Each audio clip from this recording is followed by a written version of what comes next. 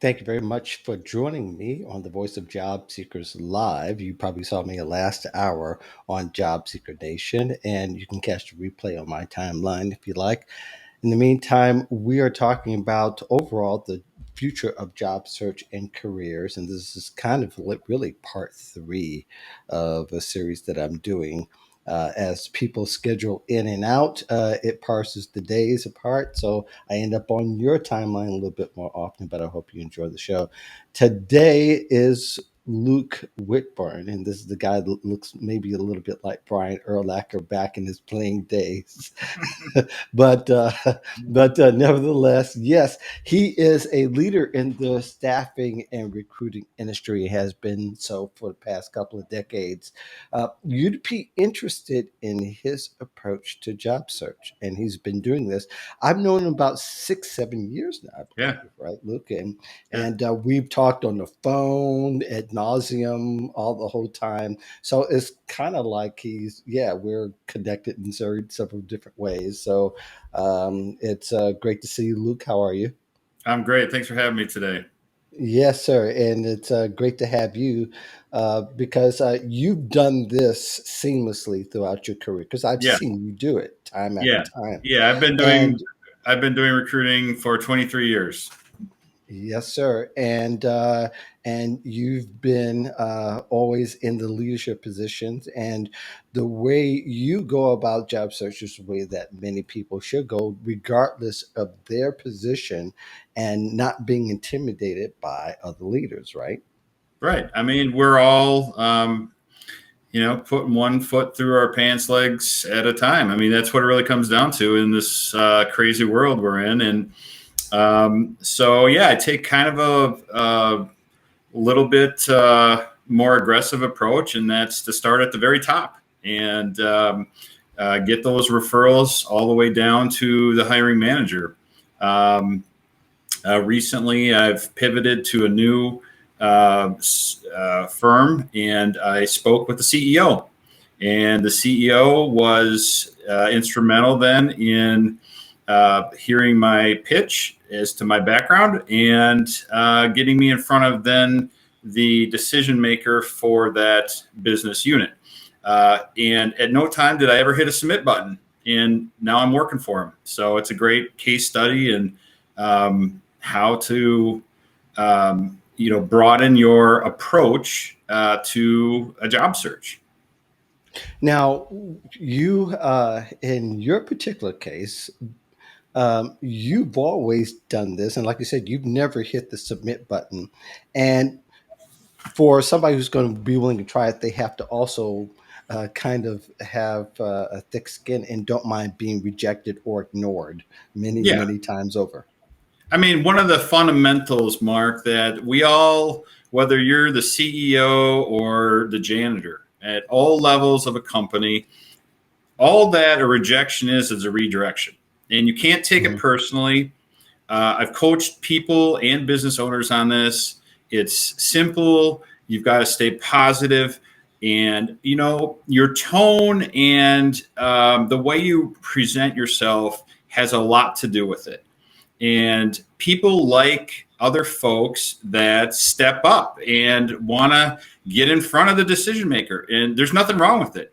Mhm. There are even sales professionals out there in this world who find cold calling addictive. And it really is if you're in that line of work. So, full circle, this is something that I have found throughout my career to be an alternative avenue than getting lost in the black colored abyss of the job search, that you hit that Sure. submit button and then suddenly you're just like, where am I?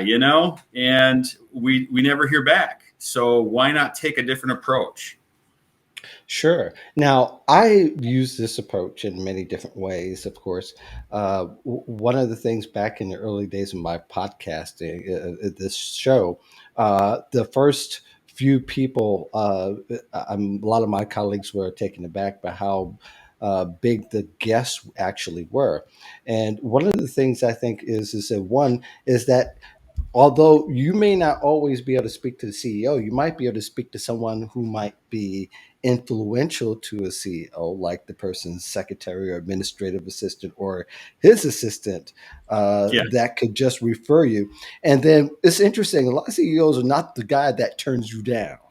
That's the Yeah. one thing I Yeah. think that's part of the science of this, is that he's Yeah. likely the one that would just refer down, but he's Yeah. not going to be the one to turn you down. No. Yeah. You may be applying for a job that has nothing to do with ever reporting to the CEO and or ever talking to the CEO. So I think at the end of the day, as I kind of reiterate, it's about stepping up in an approach that's proactive, forward leaning. That Mm-hmm. um, you know this mindset of clicking apply and just waiting. You're gonna get so frustrated. So this is a suggestion for the masses out there that might Mm-hmm. want to try something new. And you're right, Mark. It could be you're talking with the HR manager, and or you could be talking to the chief of staff who reports to the CEO. So these other business unit leaders can be influential in um, helping get some time with them on the phone to share your story. And that's the most important piece. It's not just sending your resume to the CEO. That isn't going to work. It's having that time to share your story with them, and why you like their company and what you're passionate about, how that aligns with your background or aligns with a pivot you're doing. So that's my encouragement to everyone. The fundamentals, we've got to have better resumes. It's so competitive out there. Actually it's unbelievable right now. Mm-hmm. I've been at the 2 yard line, at the 1 yard line, and even with my background, it's highly competitive. And it's I probably spend, I would say, 60 days looking at opportunities, and I think 15 interviews, maybe 4 per company. Mm-hmm. But it's remarkable. So it's out there. You've got to be creative, do your homework, look at the Glassdoor ratings, get a second set of eyes on your resume. It's always, no Mm-hmm. matter what level you're at, have someone else look at your resume as well. It's so imperative. And it should read to what you're applying for. So, those are kind of my thoughts, Mark. Yeah, yeah, I really believe when we're talking about one of the things that I think you do too, and I don't think you glossed over it in a lot of ways, is that you've kind of been able to read the temperature in the rooms that you're applying to, Yeah. and maybe how do you get some insight into what's going on the inside for you to be most effective on the outside? Yeah, and that's a really good point. And I always say, and I've coached people and done this myself, and that is, we look at a business from the curb and we say, "Oh my gosh, I want to work at XYZ company," right? But Mm-hmm. we really don't know that it's toxic or it's awesome or there's infighting or it's got free lunches. I mean, there's a lot of things that you can't figure out until you're in that final stride or you're onboarding. And Mm-hmm. that's just the way it goes. But you can do due diligence, and that's to talk to people who might be in your network on LinkedIn, for example, who are 2 tier away, and get a referral. And they don't even have to be in that business unit. They could just be an employee, and they're going to be able to, you know, help you figure those items out. Mm-hmm. The due diligence to me is so important. And I found myself in my 23-year career several times where I would have had liked to have done more due diligence in the fact of finding out about the culture and what's going on. Why is there this Mm-hmm. tremendous turnover, or why is this other thing happening? And whether it's reading Glassdoor ratings or it's talking, networking through LinkedIn, it's imperative for people to do that, because the last thing you want to do, right, Mark, is Mm-hmm. work this magic, this secret sauce that I'm talking about, and then get there and work, and you're like, wow, this is not what I expected, right? Mm-hmm. It's exhausting. I mean, I don't know about you, but going through interviews, I've been on the other side of the table my whole career, and Mm-hmm. it's a lot of work. You've got to, it's like getting ready for a football game, or some event, and you've got to be pumped up and polished and ready to deliver. So Right, right. I think that one of the things that also you kind of inferred, and you went past it to get to the point, but I think something that I think that could be gleaned as well is that as you're being referred down from the top down, so you get referred to the referral, you get sent to the director of human resources. It's not the person that's going to be managing the unit is going to be the next person that puts you through the filters that they'll need to be put filtered. But every single referral is an opportunity for you to gain that intelligence, for you it to is. gain the idea. And you just don't want to just be referred. You should be asking questions that kind of give you the temperature. Say, okay, and you can even be a little casual about it sometimes to kind of diffuse the bomb that Yeah, may go off if you're not prepared. it is. It's so true. For me, I am, a seasoned guy, right? And Hmm. um, I'm not. If I was 30, I might be chasing money, or Hmm. that kind of term. I'm chasing a great leader, a good mission, a good supervisor. Those are the things that are now really important to me, because I've Hmm. already done everything else. I've won all the awards. I've made good money. It's now, so to your point, that's exactly why doing that due diligence to find out what's going on in the pulse of that company, and does Hmm. that align with what you really want.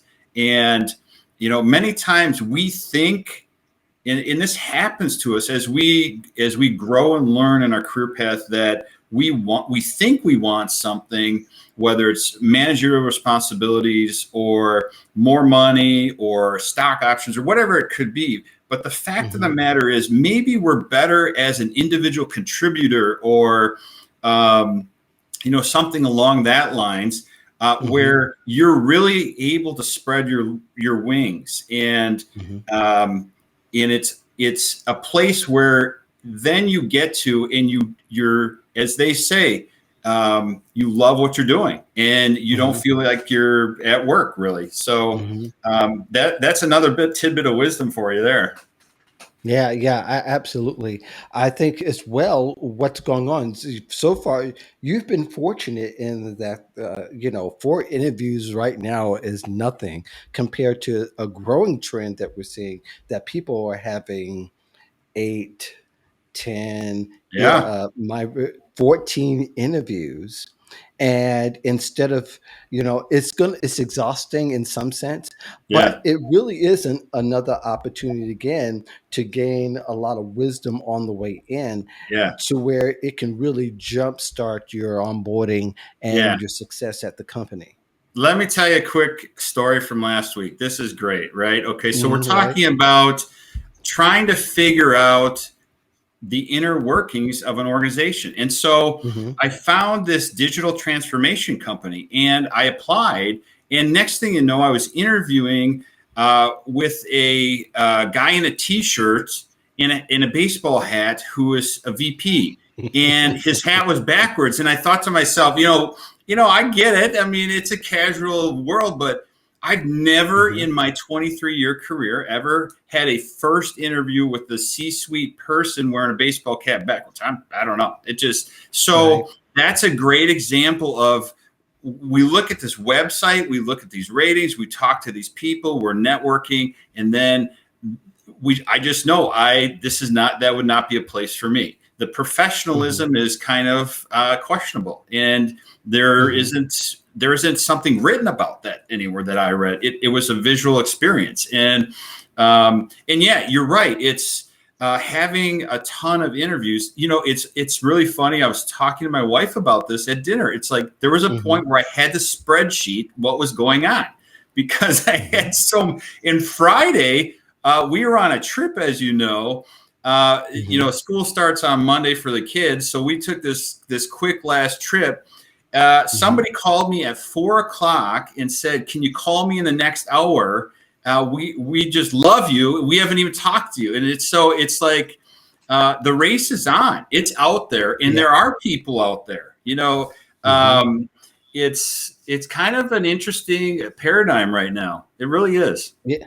Yeah. And you do something now. The inside scoop to this is that you, Bori, were hired when you took those calls last Oh, week. yeah. Okay. I mean, And Lord knows I would want more job seekers to be uh, aggressive in that sense, is that the job search isn't necessarily over anyways, even if you land a position. it's Because not. my premise has been you're always going to be in the job search. You should Yeah. always at least entertain the connection so Yeah. that when one opportunity falls out, your Yeah. next one is just a conversation away. Yeah, to your point, that's exactly right, Mark. Okay, so it's not a question of you're not all in for what you've Right. accepted. It's just we there. The economy is volatile right now. Okay, so you don't Yes. know. We're all in this whole U.S. We're all at will, so you just never know. And Plan B and Plan C are you just got to be constantly networking. I mean, anybody that is in a profession like yourself, talking with job seekers or coaches, people even I've coached, you've got to have that plan Mhm. B. You've got to be. It's kind of like marketing. You're always keeping your feelers out there.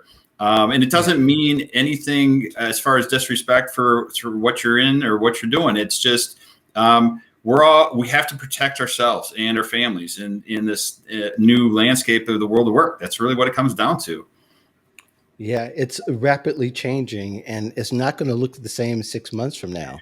Yeah, Because and think about it, just think about how the fall is usually the preparation for Christmas, and then there's usually this hiring spree that frenzy. companies go on. That may not happen this Christmas It may at not. all. It may not. And you know what's really interesting is we've got millions of people at home. They're on unemployment and they're making more money per se that they might if they were working. And it's Hmm. caused a tremendous pain for all of our small businesses. They're closing. Where I live, around our state, they're closed. There's a couple businesses I know about that have been around 50, 60 years that for the first time this summer they're not open and they can't find people. So Hmm. I hope and pray that that piece of the economy changes. And something that I want to share real quick that's kind of uh, on par with this changing world of work is we're Hmm. accepting jobs where we've never met people before, Right. and that in itself, it's so unique. It's very different, and we've got 100% remote. We've got hybrid. We've got 2 days a week. We've got salary adjustments happening for remote. We've got come back to the office in herds. And now, where I'm at, starting tomorrow, we're back on mask mandate in our county, Hmm. 100%. Hmm. So it's so fluid right now. It's unbelievable. You just kind of have to, if if you struggle with ambiguity, it's challenging, but you just have to be flexible. That's my advice to anybody on this. And that's what employers are looking for as well. They're looking for you to be able to prove and show that you're flexible through the interview process. And yeah, there might be some resistance on the outset at first, but you got to look at the long version of this. Is that down the line, uh, if things remain the way they are remote, that's going to be your relationship, and you really can't treat it like it's going to be different in person. You can't afford to Yeah. be indifferent about it if you're away from someone. So we've been conditioned for the human touch, when really the human touch is really this. You and I are person to person. Yeah. I don't Yeah. expect. No, so you can expect me, and we would have lunch for it to be a seamless relationship, and I think Yeah. that's what, and you've got to do it in a shorter period of time. We had 6 7 years to work at this, as opposed to people who are going into a working situation, may have to go in one time a year. You've Yeah. got to treat that situation just the same. So this whole working a remote deal, something else I want to share with the folks out there is, Hmm. if you see an opportunity out there that matches your background and your aspirations, and it isn't remote, I would still apply for it, because Hmm. you're a Good point. conversation away from a company who needs you, who doesn't know you yet, and who might have that flexibility as they're casting a wider net for talent. So, again, if you see something out there, but it doesn't say remote, I'm still telling you, or suggesting that you should apply. It's the Hmm. facts right now. Yeah, absolutely. We're definitely going to have another conversation as you Yeah, get into your new role, and just to get the other side of what you're seeing and how you can help redirect job seekers. yeah. Anything that we should know that you've got coming up next, as far as your work and the way that you're viewing work, and what you're looking forward to when you get in the virtual office, so to speak. Well, I'm excited. Everyone who I've met so far has been outstanding, and that's exciting, and half the battle. And I think Hmm. that I know there's going to be a big emphasis with my team on hiring sales professionals in on the East Coast and down in Louisiana. So those are two markets that Connecticut in particular, and in Louisiana, that I know that we're going to have our finger on the pulse for. But yeah, stay tuned. If you're on LinkedIn and you're listening to this, again, I'm an open networker. Please feel free to reach out. Great. Luke Whitburn, of course, staffing and recruiting. You want to follow him on LinkedIn. Be sure you also connect with him, write him a note first. Tell him that you saw him on the show here. And he's going to be back later on in the season to parse some more wisdom and give us some more insight, because he is about helping people unabashedly, Yes. and we've shared intelligence all this time. So he's been asset to my network, and of course, friendship as well. Thanks, Luke, for coming on the Voice of Job Seekers Live, and hope to talk to you really soon. We'll follow up Okay. for Thanks, sure. Mark. Have a great All week. right, Take care. you too. Goodbye. Bye.